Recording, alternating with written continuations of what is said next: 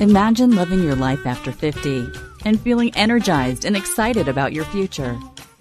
Welcome to the Women in the Middle podcast, the podcast for women who are ready to figure out what they want and create the life they deserve. Here's your host and master certified life coach, Susie Rosenstein. Hey there. Today we're meeting a guest who shares her story of her path to becoming a professional collage artist. Let's go. Welcome back to the podcast, Women in the Middle, with over 1 million downloads and counting. I'm your host, Susie Rosenstein, your master certified coach and midlife mentor, and I am so glad to be here with you again. Now, today's interview has me smiling ear to ear. It's one of those times that I got to meet somebody who had difficulty imagining that she could even make a living doing what she loved. Can you relate to that? It brings me so much joy to hear stories like this, and I can't wait for you to hear her story too. But just quick, before we get going, I want to invite you to have a breakthrough. Now, I know when you're stuck in a midlife funk, feeling confused and unclear about what's next, it can be really hard to even imagine what might be on the other side of your breakthrough to getting unstuck and clear about what you want. So I want to offer an easy way to start moving in that direction. You can give yourself the jumpstart you need in the form of a breakthrough coaching call. It's a 2-hour private coaching call that's basically a deep dive into what's getting in the way of your clarity. We can coach on anything you need to make a breakthrough because, my friend, I have a feeling you're tired of wasting valuable time. So head over to my website at www.susierosenstein.com and click the Coaching and Workshops tab, and you'll see the booking link there. I have a few spots open now, and one of them can be yours.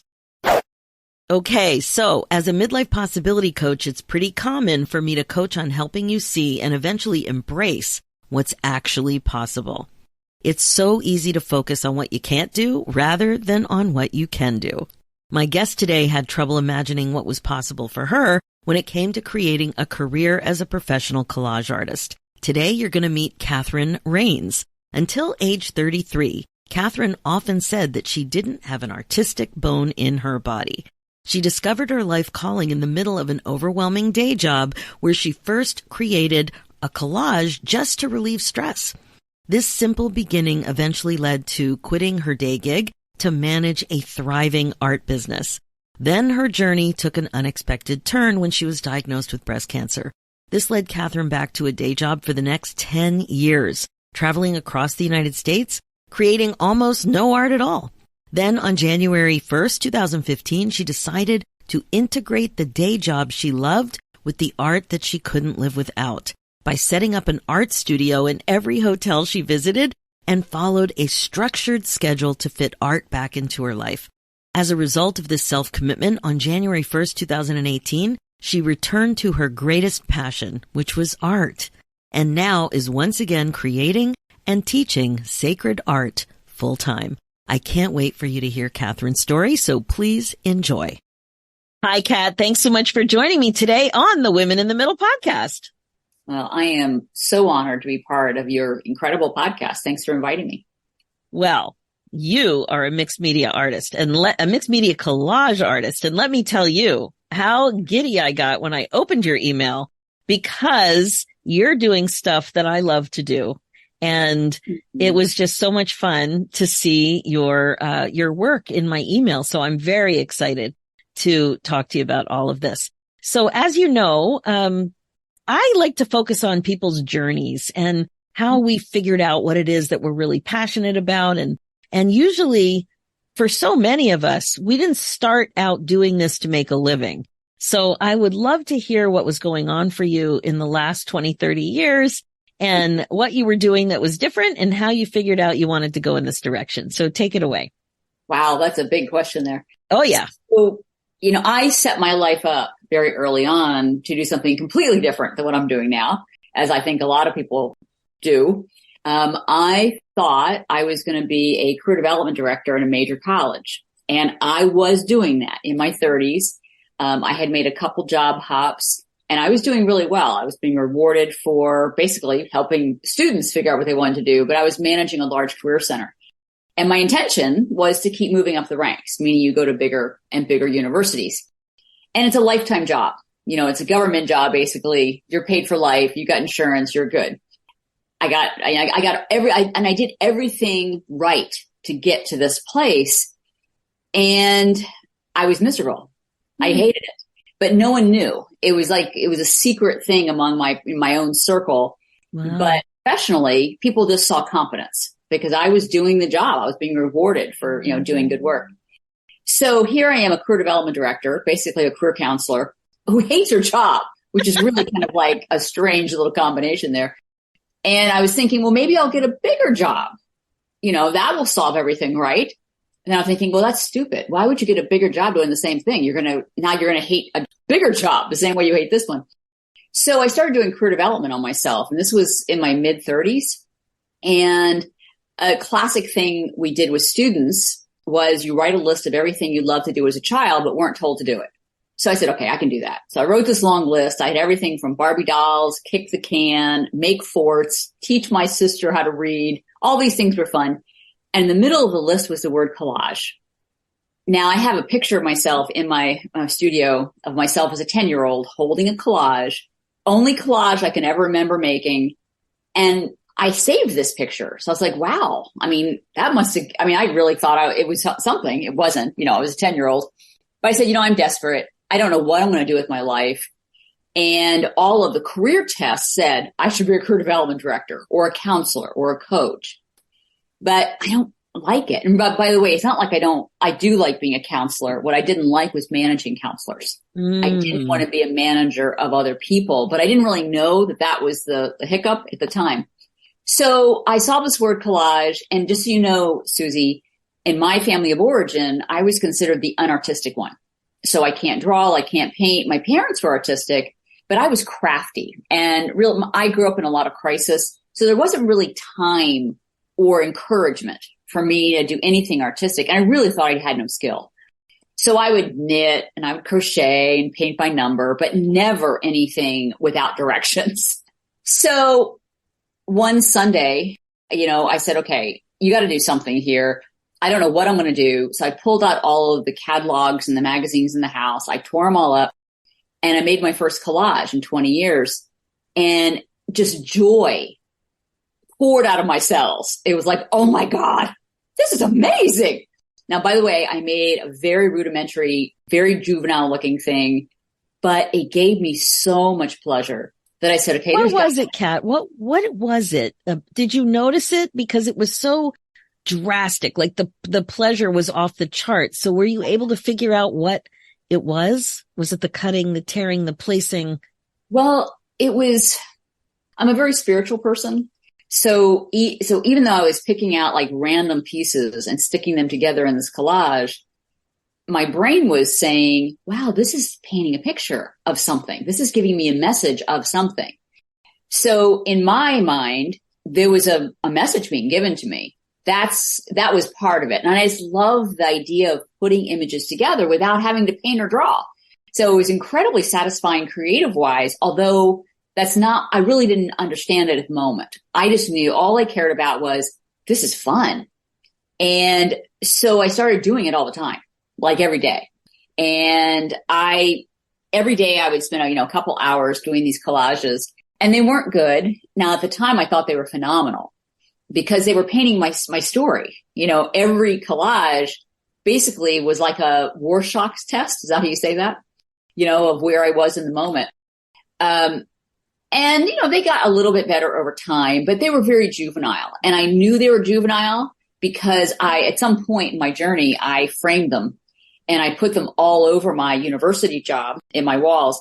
And my students would come in and my colleagues would come in my office and they would go, oh, you've got kids. I don't have children. But for some bizarre reason, this didn't bother me because to me, this was my soul on the wall. I was sharing my soul with you.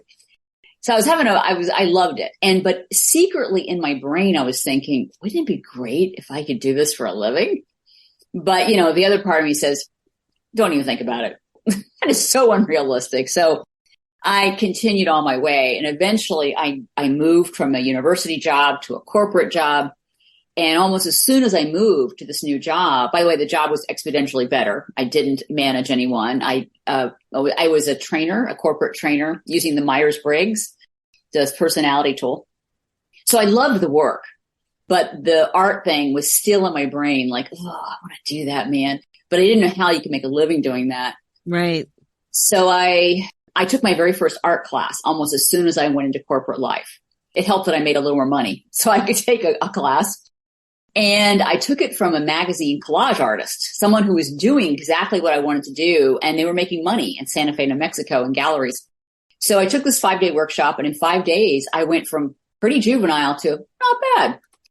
And so for the next 4 years, I traveled the country for my corporate job while I was doing these new collages and interviewing every artist I could get my hands on.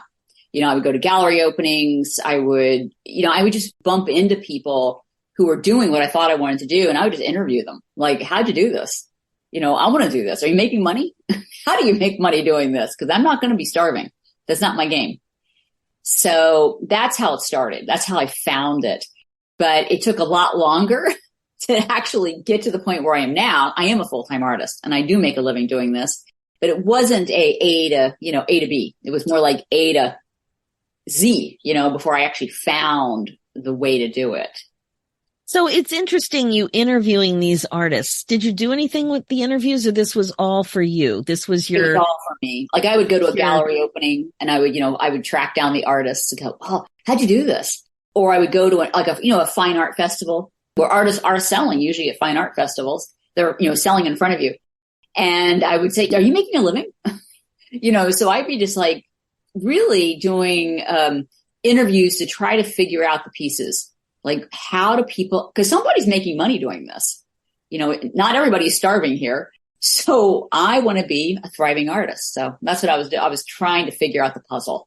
And were you just interviewing collage artists, or were you also no. Anybody? Well, I was saying that's not true. I probably was focused on what I would call a mixed media artist. And mixed media to me, collage is what I say I am. Collage is what I do. But mixed media is part of it. So mixed media is anything in addition to paint. So mixed media could be paper, it could be paint, it could be sculpture. When you bring in more than just one media at the same time, that's generally mixed media. But my version of mixed media is lots of paper, usually painted on. So I paint my own papers and then turn them into collages. I also use magazine pieces, old books. So it's a variety of different things that I pull all together. Did you love paper as a kid? Well, I was actually an early scrapbooker. So I guess the answer to that would be yes. But I scrapbooked before it was cool. Like now they have all these fancy ones. Mine was very rudimentary, but I was taught as a young child to kind of chronicle my life. So I've always done some kind of, I don't do scrapbooking now, but that actually is kind of the origin of it. Yeah. And that makes sense too, because when you said those juvenile collages were telling a story, sharing your soul, right? So right. I'm just looking for the pattern or theme, right? And so the other thing that we have a lot in common. Like, we don't know each other yet, but we have a lot in common. So I was crazy about papers. I did calligraphy when I was 12. Really? And that's what started me off. And I just became fascinated with ink and pen and papers. Like, I always imagined if I could have a paper store, this is way before internet, right? So I imagined a bricks and mortar where paper would come. I could touch the paper. This is before scrapbooking, and I just was always so fascinated with paper. So I feel like I've been meant to be a collage artist, but I just haven't gotten there yet. Hey, there's still time. I think you have a quiz or a course for me too. I just have a feeling. I think so. Okay. So you said, for sure. So you said there's lots of paper with collage and it's usually painted on. So when did you start to shift your thinking that you could actually make a living from this? So was it the quality of your art, or was it more the path forward was clear? How did that happen? Such a good question, Susie. It was a combination of both. So after I took this one simple class, my quality jumped considerably. In fact, I had someone offer to buy my art almost immediately. But, one piece does not make a living, so I knew I couldn't just quit my job.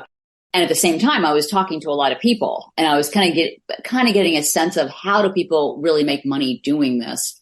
So the two were kind of going together. And in the meantime, I'm still practicing. I'm doing this collage all the time, basically as a hobby because no one's paying me for it and I'm just enjoying it. But at the end of the 4 years, marks my 40th year. So I'm 40 years old. And I just said to myself, when are you going to do this? To me, 40 was like ancient, right? So I was like, when are you going to be an artist? Are you going to wait till you're 60? For God's sakes, do it. And I was married at the time someone who had health insurance and they could support me, so I didn't have to jump without some kind of, a backup plan. So 40, I quit my job and I loved my job, but I said, this is the time. I got to go. I got to try it. And I spent the first year from 40 to 41, just experimenting and trying to figure out, like getting my voice, like what is it that I want to sell?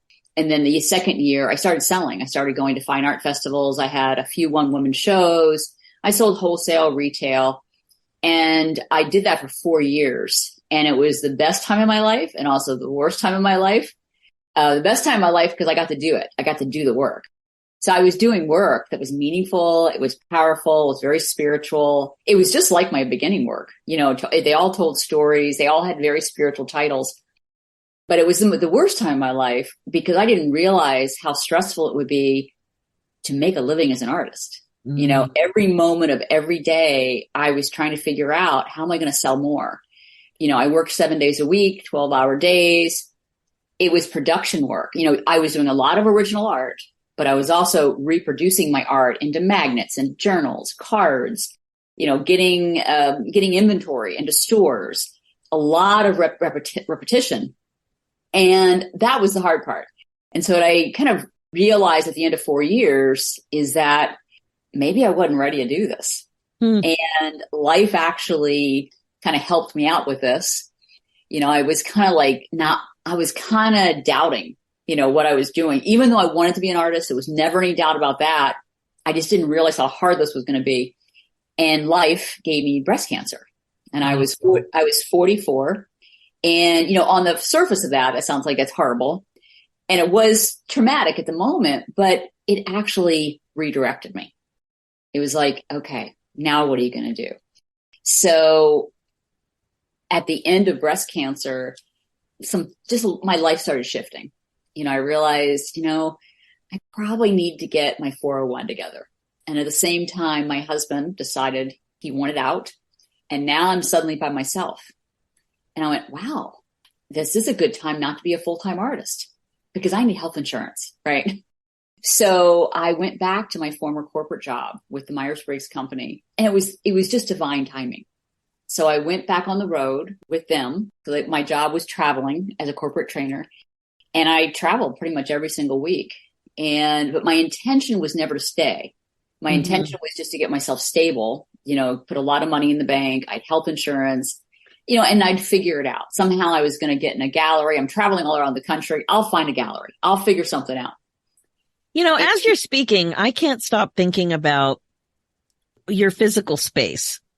So where are you putting all your paper? How are you organizing yourself? And when you're traveling, you can't take your stuff with you.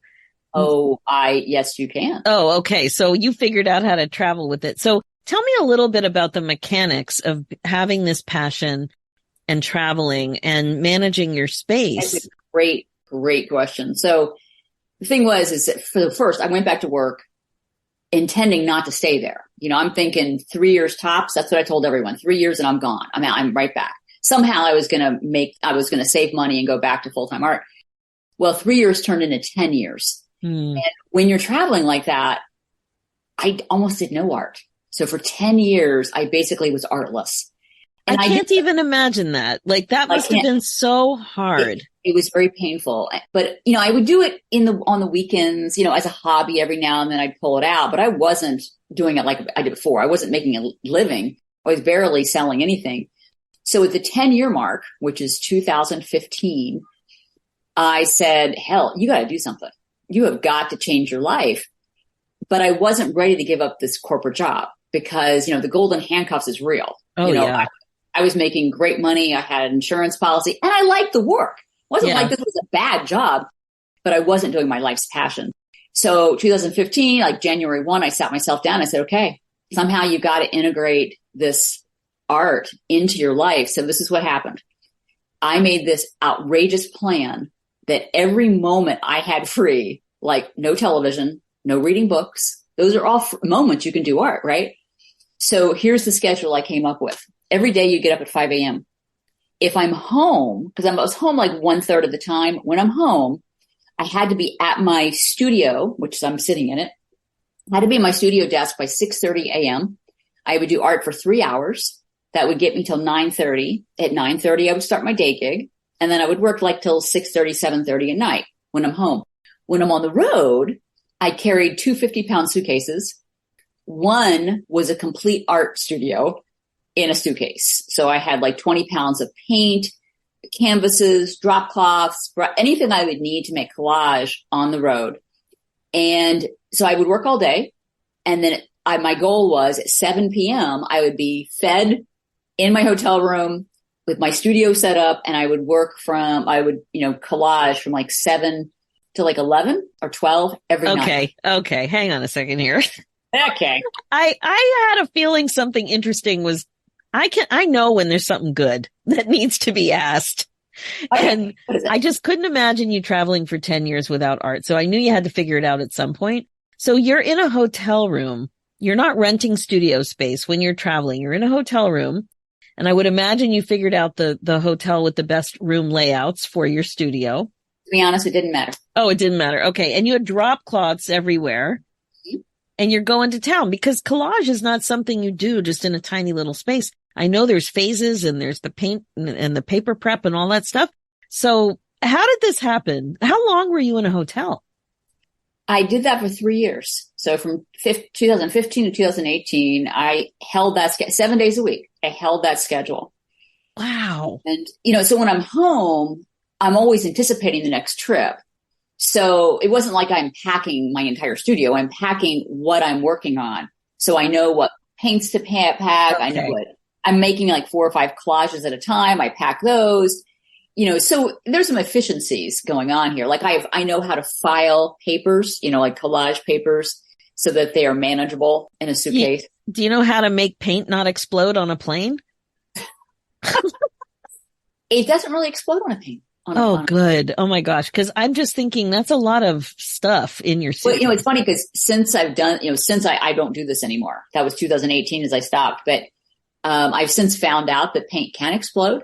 But it never did for me. I mean, now I've found out that you should actually put masking tape around of all your stuff and put them in baggies. I didn't do any of that stuff. Oh my gosh. I can't believe you didn't do that because we've had incidents with toothpaste and with shampoo. Really? Yes. Oh, I've never had that. Yes. So we use the duct tape and the Ziploc, sometimes a double Ziploc. Yeah. Well, I was just lucky. The universe was working with me. I think so. So you wait a minute. If you had 2 bags of art supplies, what about your clothes? Well, it's 2 50-pound bags. 1 50-pound bag is just art supplies. Okay. Other one, I also had a training job. So I had to have an LCD projector. I had 50 pounds of just supplies and my suits. So wow. Okay. That's fascinating. And 3 years. And I produced a lot of art. And I sold some art in that time too. But here's the thing, Susie. The whole time, by the way, this was 12 years. It was a solid 12 years of being on the road, not intending to do this. But the whole time, pretty much daily, I am saying to whatever there is out there, higher power, universe, whatever you call that, I go, okay, make it obvious. When I should really go, let me know, because you know what I want. I want to be a full-time artist. But I knew from my last experience, my first experience, I really think I jumped too soon, which is, I guess nothing is too soon. It was the right time. I needed to experience it, but I had a lot more wisdom the second time around. I knew that I needed a better foundation. And so pretty much the whole 12 years, I said, God, tell me when to go and don't whisper it. I want you to make it freaking obvious and make it gentle too. I prefer not to have a major disease. I don't want something horrible to happen to me. Right. But make it obvious, that I need to make a shift. And the universe made it obvious. So, 2018, I came up with this. All of a sudden I woke up with this idea. Ask your boss if you could go part-time, like be a contractor. Now, by the way, I'd already asked them before and they always said no to me, but I just had this feeling they were going to say yes. So my boss happened to have been a friend at the time. And I said, I mean, she's still a friend, but she was a friend. And I said, what do you think? And she goes, I love that idea. We'll save a lot of money and we'll just use you for what we absolutely have to. We'll cut out all the fluff. So what they decided to do with me was they would let me work 1 week a month. So 5 days a month. And I did that for quite a long time. And I still do that now, by the way. But Amazing. I do it less, but that amount of time, 1 week a month, pays my bills. I don't save any money anymore. But when I was in my corporate job, I saved everything. I mean, every penny. I drive a 15-year-old car because I'm not spending anything I don't need to because I'm going back to art. So I had a nest egg in 2018, so that I could afford the luxury of not having a corporate job, basically. Yeah, it's so planned, and this is really a beautiful thing. In midlife, we're wiser. At that point in your career, you were a high earner, and so that you could save more quickly, and you basically seeded and padded your way because you were smart now, because you tried it the other way and it wasn't fun. Exactly. That was the struggling artist. You might be doing what you like, but financially it's painful. Yeah. So. Wow. I love this. And the whole suitcase thing. Wow.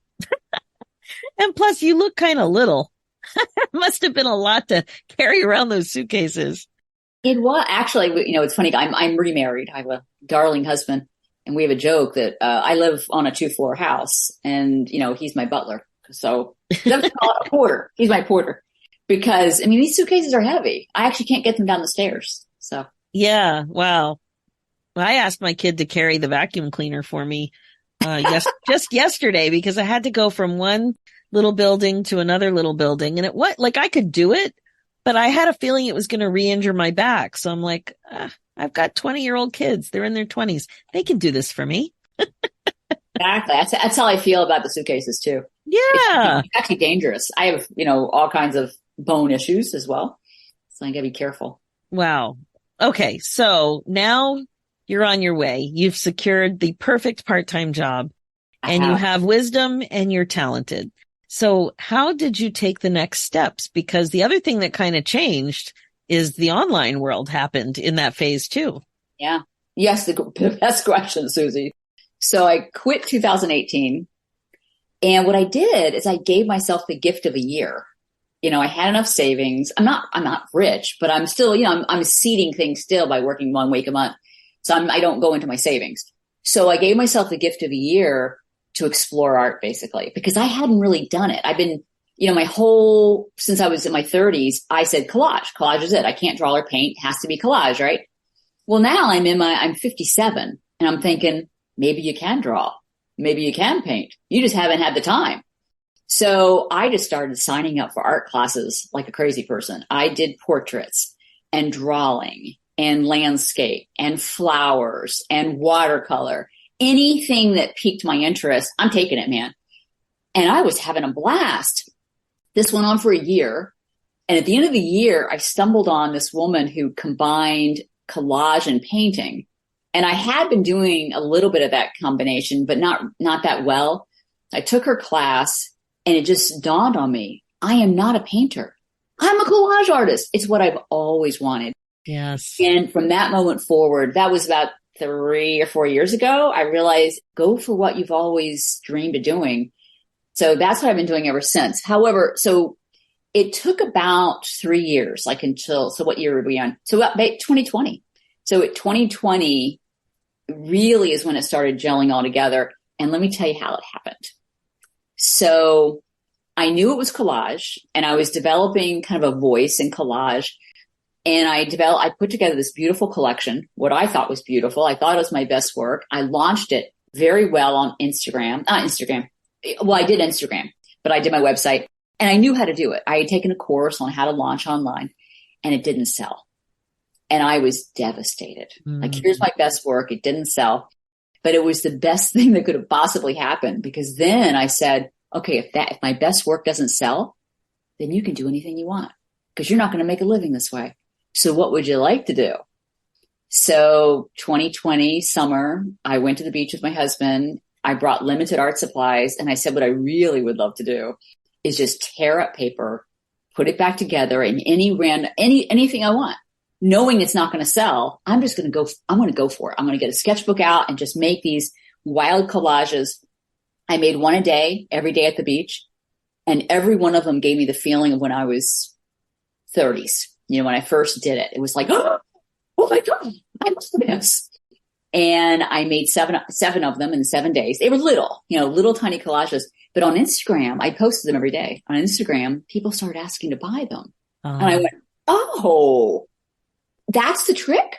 The trick is basically, and by the way, I didn't just make collages. I was basically emptying my mind.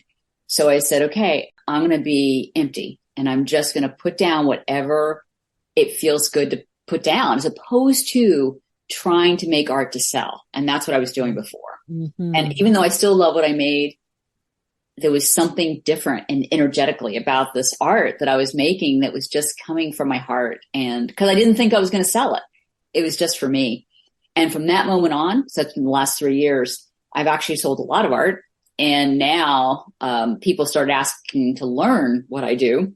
So I started teaching art a year ago. And that's actually producing a full living, as opposed to eking out almost no living, other than I had a part-time job. Well, plus I would imagine your students want your art. Yes, they want my art too. But I'm also teaching them how to do my art. The kind of art that I'm doing, I'm selling small. So you don't sell for a lot. So You'd have to be a freaking factory to make a living making small and selling it that way. So I'm totally okay with teaching people how to do my art. I'm still making my art in the process, and I am selling it, but I'm not relying on selling my art. Right. I see what you're saying, but you don't need to. It's another way that people are going to discover your art. Like, I love nature photography. I have some of my stuff framed and blown up for sure. And I also purchase nature photography from other photographers because I love it. Right. Exactly. Yeah. It's true for me too.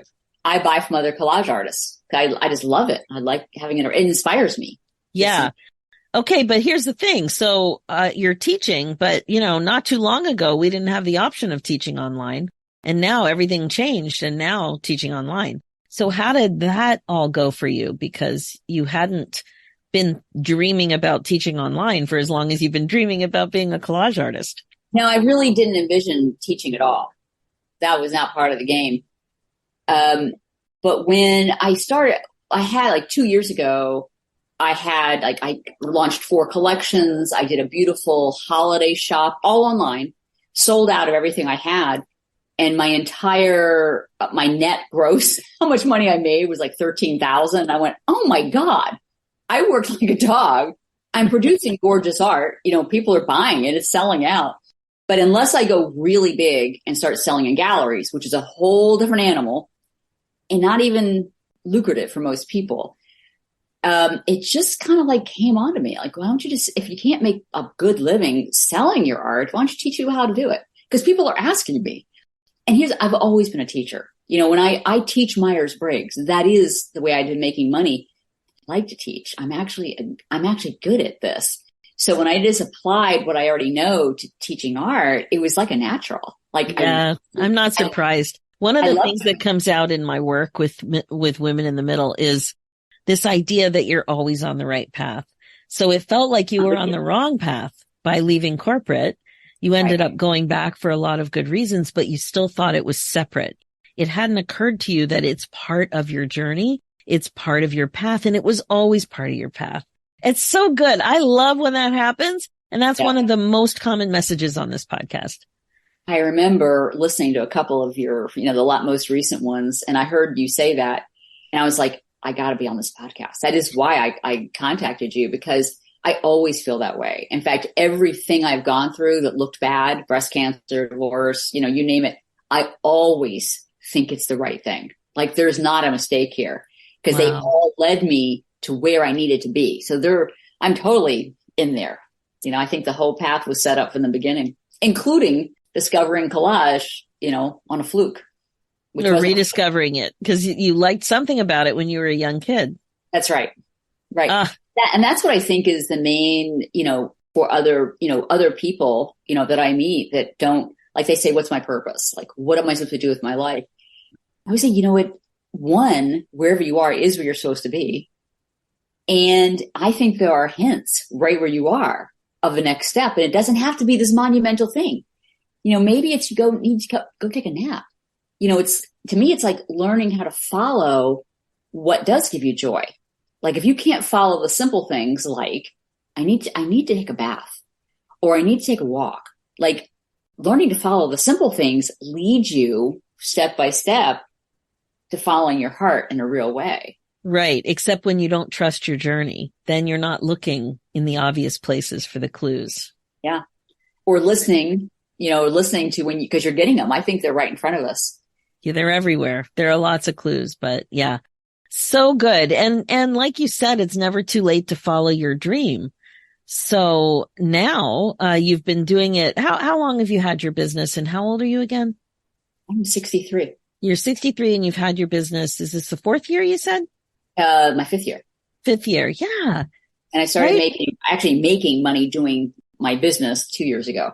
Although I've been doing it forever. I mean, this has been my life for 30 years, but. Right. And you're so full of energy. You're clearly delighted with where you're at and what you're doing. And I've watched some of your videos and your work. Like you're clearly in your zone of genius. You're glowing and you get to do something that's so fun. Your studio's beautiful. Like it's all so good. I feel incredibly blessed. But, here's the thing. I didn't know it was going to turn out this way. That's right. When I quit my job, I didn't have a following or I didn't have a voice. My art was all over the place. I was doing watercolors and portraits and flowers. And I literally was just going for whatever felt good. Mm-hmm. And one little baby step at a time, it led me to where I started really, where I was meant to serve. And I think for me, not only, creating art, I really believe teaching art is where I'm meant to serve. Mm-hmm. It sounds like it. I can do greater good than just making the art. Although I love making the art, but now I make art to teach others people. Well, the Midlife ladies, we do enjoy creativity and learning how to do stuff that we didn't think we could do and leaning into it. And what I love about collage and the way that you teach it is that it's so accessible. Like you really do break it down. You don't need to be an artist. I teach, I'm a certified Zentangle teacher, like the structured patterns, and I incorporate that into the work that we do. And again, the reason I like it is, well, it's portable. It's very portable. But the other thing is that it's so accessible. You don't need to be an artist to make beautiful work like that. And you break it down too. And that's exactly how I feel about collage. That, because my mantra when I was a younger person is I don't have an artistic bone in my body. I believe it. But when I think about collage, who can't tear up paper? Like, and the whole, the junk journaling thing is just collage. It's just like pasting down paper. It does make it really accessible to really anybody. Yeah. And like my intention with teaching this is to make it accessible, but also to actually show people they actually can make really good art right in the beginning. Oh, I love that. If you just follow a few really simple guidlines, and I'm talking anybody. I've taught thousands of students now, just 2 years. And everything I see that comes out is like, oh my God. I think I made it. Oh, that's so good. So how can people? But it's theirs, not mine. It's distinct for them. I love that. I love it so much. So how can people best find you? Where are the places? Well, my website is the easy place, KatherineRains.com. And on the website, and there's probably going to be a link somewhere else too, but there's a class called Collage Kickstart. That's a free 5-day class that in 5 days takes you through the whole process of not only making your own collage papers with supplies you already most likely have. You don't need to go get stuff. You have this in your house other than the paint part.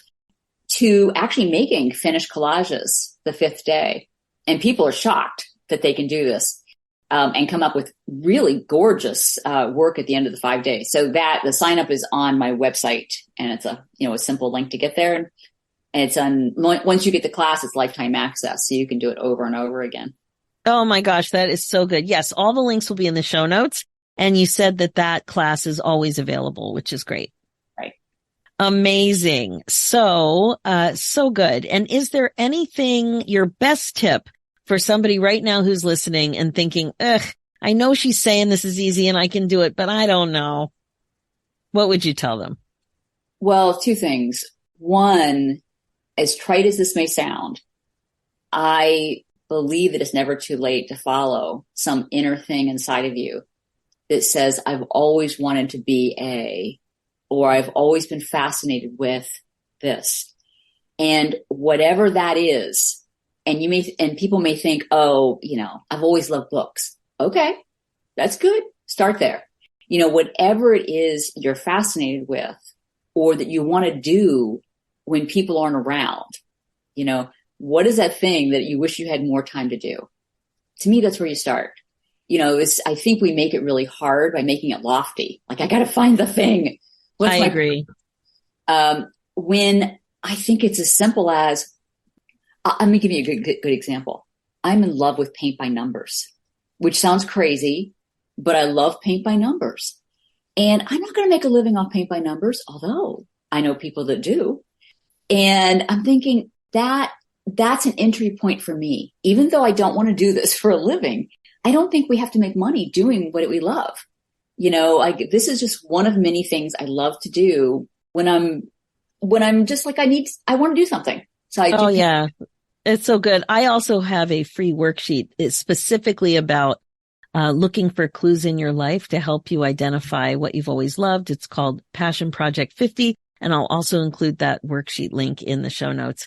It's exactly what you said. It's just, you don't need to have all the answers. Just allow yourself the happiness and joy of doing that thing, or continuing to be curious about that thing, or watching the thing, if it's a show or a museum or a documentary or a book, but just doing that thing and not having to have all the answers. Right. A lot of people won't even try art or try collage because they think it'll look stupid or they will suck. They're not used to being a beginner and they don't know what to buy. It is overwhelming to purchase materials and supplies. You don't even know what the difference is between water-based and oil-based and this glue and that glue. And it can be very overwhelming, but I'm sure you've got supply lists and you break it down step by step. So it's easy to take that first step. And that's what I recommend. Take the next best step and don't worry about everything else. Right. And collage is one of a zillion options. It just happened to have been the thing that fascinated me, but it could be paint by numbers. It doesn't matter what it is. And we don't need to make money doing it. That's right.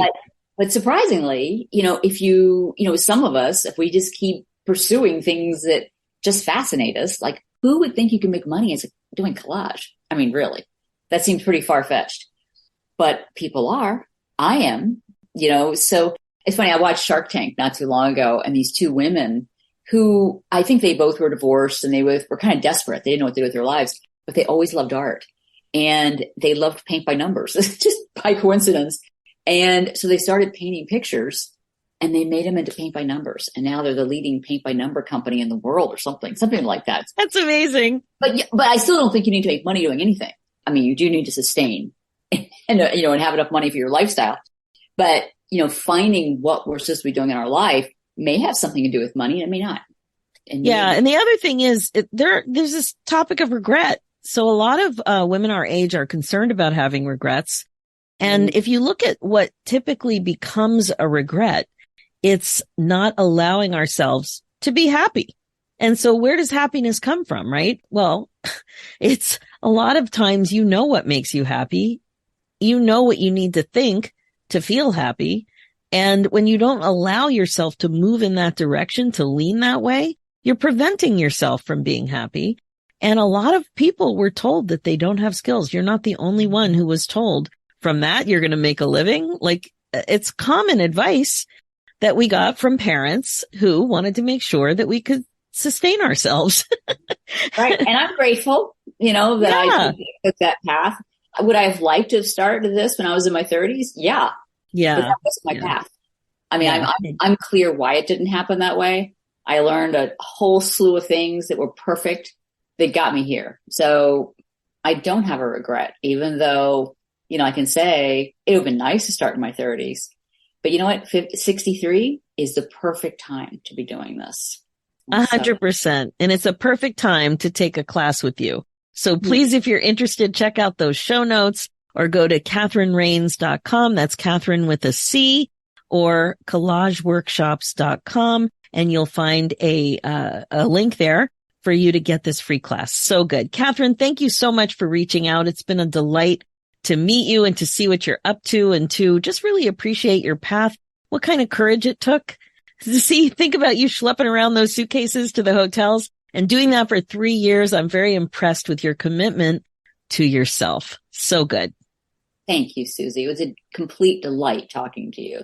I think we should go and have some coffee now. Could we? I would love that. Okay, that's it for this episode. My goodness, what a story. I love how Catherine's art journey really started with her questioning her own narrative about her personal relationship with art. Can you imagine how much happiness she would have denied herself if she wasn't curious about what she had always been interested in and drawn to? Think about it. Think about it. It would be such a void in her life. It turns out that it's a common regret to not allow yourself to be happy. Once Catherine committed to this part of her life, she went all in, and it wasn't easy. It wasn't easy schlepping that art studio suitcase around while she was working, but she did it anyway. She pivoted along the way until she created the life she wanted. And as you heard, teaching collage wasn't part of the original plan. But when you're curious and mindful, you notice things about what you want more and more. Then you have a decision to make. Start to believe in what's possible or not. Put yourself first or not. Lean into what you're passionate about even when there's no certainty or not. The choice is yours. And my amazing woman in the middle, there are so many awesome choices and experiences just waiting for you. As you know, this podcast is all about how to love your life again after 50. It's really all about coaching you to be more intentional and to incorporate mindfulness into your life as a regular practice. This is how you put yourself first, my friend. This is how you put yourself on your agenda. My focus as your midlife coach is to help you get unstuck, clear, and focused on your current values and priorities so you don't have regrets. I can help you create the success you're looking for.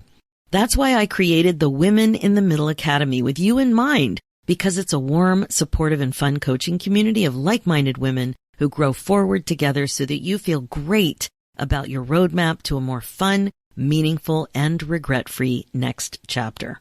Email me your questions and let's talk about it and see if it's for you. Go ahead and book your free, no-obligation momentum call at www.womeninthemiddleacademy.com.